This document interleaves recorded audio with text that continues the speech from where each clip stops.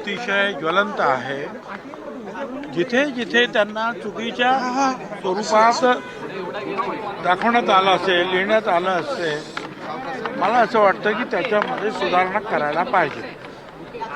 काय चुकीचा इतिहास जो आहे नवीन पिढीसमोर संभाजी महाराजांचा जाता कामा नये। संभाजी महाराज अवघ्या 9 वर्षामध्ये जवळजवळ 125 ते 150 लढाया लढले आणि सगळ्याच्या सगळ्या लढाया ते जिंकलेले आहेत। तर अतिशय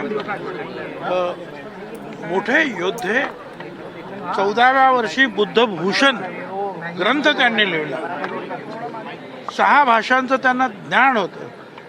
तर त्यांच्या बाबतीमध्ये अशा चुकीचं काही लिहिलं असेल कुणी तर ते जे आहे दूर करायला पाहिजे की थांबलं पाहिजे, कायदा वगैरे करावा अशी प्रकारची पण मागणी ते करताना आता ते महापुरुषांचे जे अपमान होतात ते पाहतील आता काय ते करायचं सरकार वगैरे। माणिकराव कोकाटेंच्या संदर्भात अजून राजीनामा होत नाही म्हणून वरच्या सभागृहात गोंधळ झालाय। म्हणाला होता जहा नाही चैना वहा नाही रहना।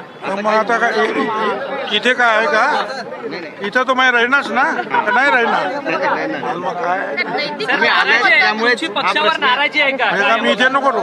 नाही पण आता नाराजी सगळी दूर झाली आहे का तुमची असा प्रश्न?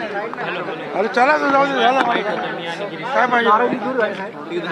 साहेब, एकंदरीत नैतिक अधःपतन सिद्ध झाल्याशिवाय अशा प्रकारची राजीनाम्याची मागणी आहे त्याच्यावर निर्णय होऊ शकत नाही असं म्हणतात। आता असं आहे ना की काय नैतिक आणि काय अनैतिक आहे ते मुख्यमंत्री उपमुख्यमंत्री आणि जे आहेत कारभारी आहेत ते ठरवतील।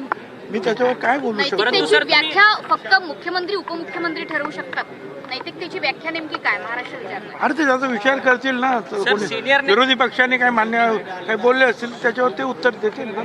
सर, सिनियर लीडरला डावलण्याचं काम सध्या राज्यात सुरू आहे का? कारण की सुधीर मुनगंटीवार तुमच्यासारखे जे अनुभवी नेते आहेत ते मंत्रिमंडळात नाहीये, तुम्ही वारंवार आपली नाराजी सुद्धा बोलून दाखवली असं मग काय करू?